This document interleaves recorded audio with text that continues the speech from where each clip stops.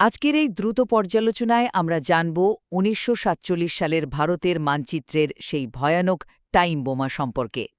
ভাবুন তো, কলকাতা থেকে দিল্লি যেতে যদি আপনার পাসপোর্ট ভিসা লাগত, তাহলে কেমন হতো?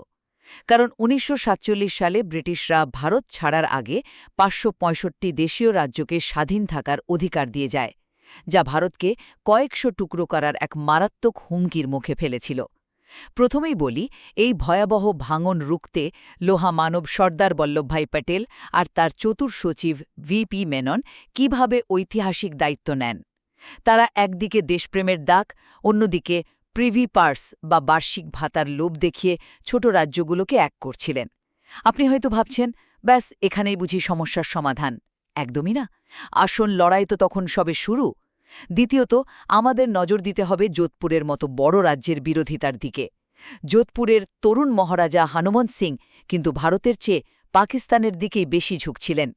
সুযোগ বুঝে জিন্না তাকে করাচিতে ডেকে একটা সাদা কাগজ ধরিয়ে বলেন, যা শর্ত আছে লিখে নিন।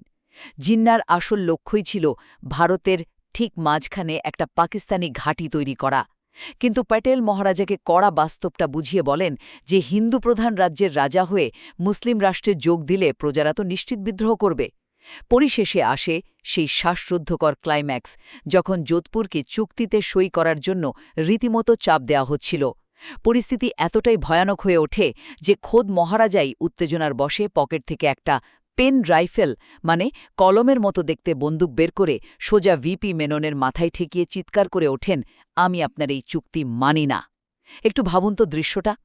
তবে মাউন্ট ব্যাটেন তৎক্ষণাৎ পরিস্থিতি শান্ত করেন, আর শেষমেশ যোধপুর ভারতেরই অংশ হয়। সর্দার প্যাটেল এবং তার সহযোগীদের বিচক্ষণতা আর সাহসেই সেদিনের ৫৬৫টি টুকরো হওয়ার হাত থেকে বেঁচেছিল আজকের এই অখণ্ড ভারত।